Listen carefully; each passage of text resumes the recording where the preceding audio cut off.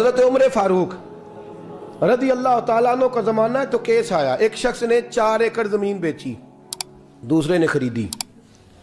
جس نے بیچی وہ کسان نہیں تھا، کوئی اور کام کرتا تھا۔ اس نے کہا میرے پاس فارغ ہے، میں تو کاشتکاری نہیں کرتا، تو ایک کسان نے خرید لی۔ توجہ ہے میری بات پر؟ وہ کسان ہل چلا رہا تھا، پہلے دن ہل چلایا تو اس کھیت کے اندر سے خزانہ نکل آیا۔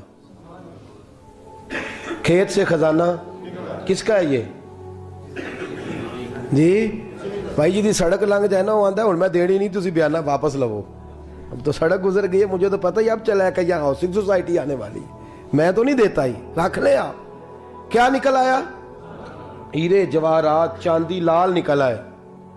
اب اٹھا کے نا وہ شخص نکلا ہے وہ رکھ لیتا، سنبھال لیتا، کیا ضرورت تھی؟ ویسے بھی لوگ تو پیسے بتاتے ہی نہیں کتنے۔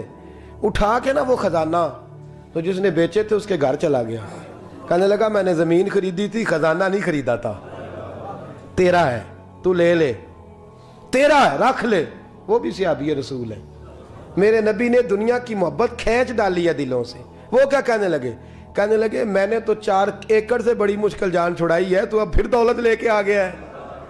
اس نے کہا یہ تیرا ہے، تو ہی رکھ، میں نے زمین بیچی تھی تو جو اس کے اندر تھا وہ سارا ہی تیرا ہے، بیچ ڈالا تھا۔ کہنے لگا نا میں نے زمین خریدی ہے، خزانہ نہیں خریدا۔ وہ کہنے لگا نا بھائی میں نے تو ہر شے بیچ دی ہے، اس میں سے پھل اگے پھول نکلے وہ سارے۔ جاگ رہے آپ لوگ؟ آنکھوں ہے ہی کام جاگن والا ہے، یہ ہوتا ہی نہیں۔ یہ عجیب معاملہ ہے نا جی۔ یہ فرشتے ہیں جو دنیا میں بستے تھے، یہ انسان تھے جن کو فرشتے بھی دروازے کھول کے دیکھتے تھے یہ کیسے انسان ہے۔ اب مقدمہ حضرت عمر کے پاس آ گیا، توجہ ہے میری بات پر؟ حضرت عمر فاروق کے پاس آیا، حضرت عمر فاروق نے دونوں کی بات سنی تو جس نے بیچی تھی اس سے کہنے لگے پرانے مالک سے، چل یار تو لے لے، مجھے لگتا ہے کہ تیرے ہی ہیں، تیرے بڑوں نے دبائے ہوں گے، تو نہیں نکال سکلا تو ہے تو وراثت تیری بنتی ہے نا، رکھ لے۔ کہنے لگا عمر آپ کیا سرائی کر رہے ہیں؟ اگر یہ بات غلط ثابت ہو گئی اور قیامت میں مجھے اس خزانے کا حساب دینا پڑا تو آپ میرے ساتھ اٹھیں گے نا، میرا بوجھ اٹھائیں گے نا؟ حضرت عمر کہنے لگے جی میں کوئی نہیں اٹھاتا، میں تیرا بوجھ۔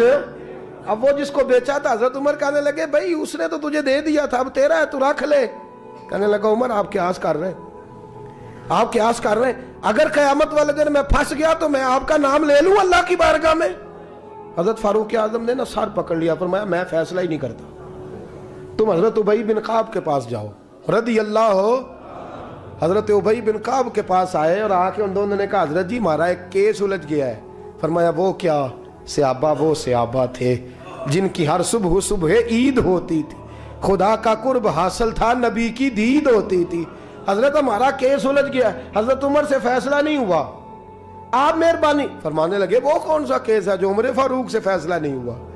وہ کون سا کیس ہے؟ کہ حضرت جی یہ معاملہ ہے، توجہ ہے میری بات پر، یہ والا معاملہ ہے کہ اس نے بیچی ہے جگہ، میں نے خریدی ہے، اب خزانہ نکل آیا، میں کہتا ہوں تیرا ہے، یہ کہتا ہے نہیں تیرا، میرا میری نہیں۔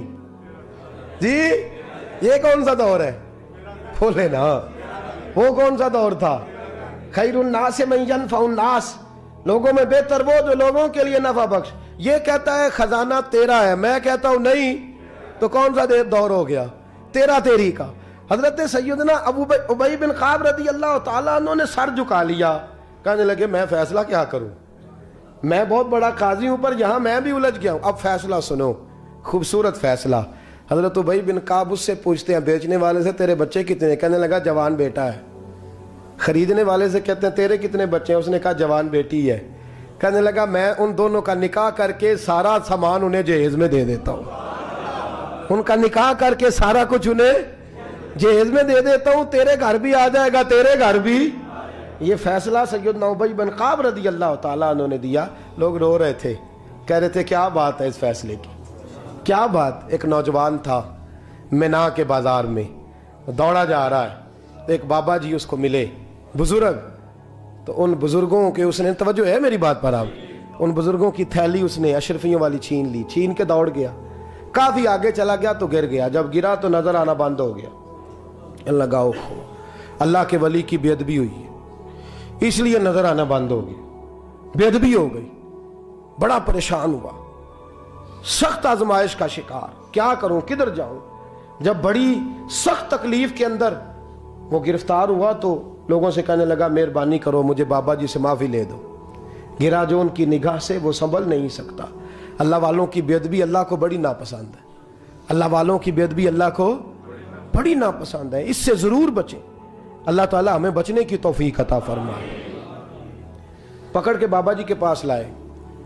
بابا جی معاف کر دیں, آپ کی وجہ سے آنکھیں چلیں گی. بابا جی کہنے لگے نہیں, میں نے تو بد دعا دی نہیں. تو وہ کیسے؟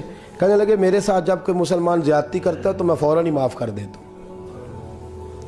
کہا جی میرے لیے دعا کر دیں. دعا کی, بابا جی کی آنکھیں ٹھیک. بابا جی نے دعا کی, نوجوان کی آنکھیں صحیح ہو گئی. لوگ چلے گئے تو وہ نوجوان قریب بیٹھ گیا. کہنے لگا بزرگو آپ نے جو کہا میں نے مان لیا, پر ایک بات میری سمجھ میں نہیں آئی. کہا وہ کیا؟ کہا آپ کہتے ہیں میرے ساتھ کوئی مسلمان بھی زیادتی کرتا میں فوراً معاف کر دیتا ہوں. فوراً تو معافی دی جاتی نہیں, دی جا سکتی نہیں. تھوڑی دیر تو بندے کے دل کو تکلیف رہتی ہے. آپ نے جو نہیں نا, بات لوگ باریکی میں جاتے ہیں نا بہت سارے.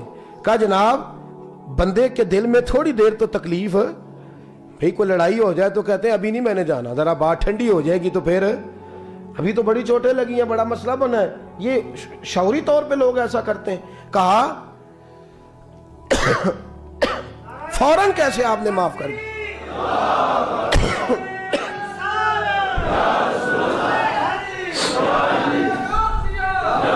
کہا فوراً کیسے معاف کر دیا؟ تو بابا جی کہنے لگے مجھے اپنے نبی سے پیار ہی بڑا ہے صلی اللہ علیہ. ہم عشق کے بندے ہیں, کیوں بات بڑھائی ہے, محبت بڑی ہے رسول رحمت سے. پر میں کیا بات ہے؟ بابا جی کہنے لگے میں نے حضور کی ایک حدیث پڑھ لی ہے, اب جو مسلمان بھی زیادتی کرتا ہے میں فوراً معاف کر دیتا ہوں. کہا وہ کیا حدیث؟ سنیں میرے دوستو, اور بزرگوں کی سوچ دیکھیں کہاں تک جاتی ہے. اور بزرگ کہنے لگے اللہ کے رسول صلی اللہ علیہ وسلم نے فرمایا ہے کہ جب تک میرے سارے امتی جنت میں نہیں جائیں گے میں بھی نہیں جاؤں گا.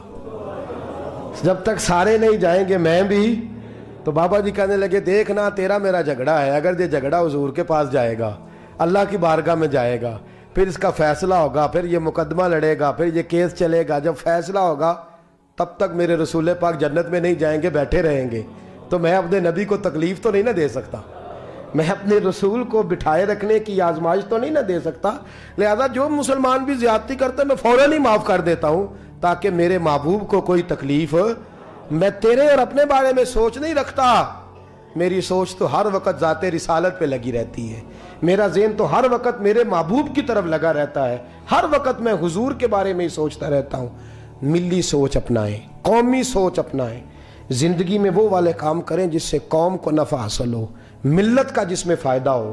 کچھ ایسا کر جائیں زندگی میں جس سے لوگ نفع اٹھاتے رہیں. محمود غزنوی گزر رہا تھا, ایک بابا جی بڑھاپے میں ہاتھ کانپ رہے ہیں تو ایک پودا لگا رہے تھے, تو محمود غزنوی کو بڑا پسند آیا. کہا بابے کو میرے پاس تو بلاؤ. بلایا تو کہا بابا تیری عمر اب ہاتھ کانپتے ہیں, سر کانپتا ہے, راشا تاری ہے, تو نہ پھل کھا سکے گا نہ چھاؤں میں بیٹھ سکے گا. تو بابا جی آپ یہ کیوں کر رہے ہیں؟ بابا جی کہنے لگے چلو میں نہیں پھل کھاؤں گا, میرے پوتے تو کھائیں گے نا. بچے محمود کو بات بڑی پسند آئی, اس نے بابا جی کو ایک اشرفیوں کی تھیلی انعام میں دے دی. کہا تیری سوچ بڑی قومی ہے, بڑی ہے. تو بابا جی مسکرا کے کہنے لگے بادشاہ تو ابھی کہہ رہا تھا کہ نہ تو پھل کھائے گا نہ چھاؤں میں بیٹھے گا, اللہ نے مجھے پھل بھی دے دیا ہے, چھاؤں بھی دے دی ہے. ابھی دیکھیں نا, ابھی میں نے کام کیا, نہیں تو اللہ نے سارا کچھ پہلے ہی دے دیا ہے. بادشاہ اور راضی ہوا, اس نے ایک تھیلی اور دی. تو بابا جی مسکرا کے کہنے لگے دیکھ میرے اخلاص میں اللہ نے کتنا فضل کیا ہے. لوگوں کے باغ میں سال میں ایک دفعہ پھل لگتا ہے, میرے باغ میں 2 دفعہ لگ گیا ہے. تو خیر خائی کا ذہن بنا, لوگوں کے بارے میں سوچ, قومی اور ملی ذہن بنا, بڑا ذہن بنا, بڑی سوچ بنا.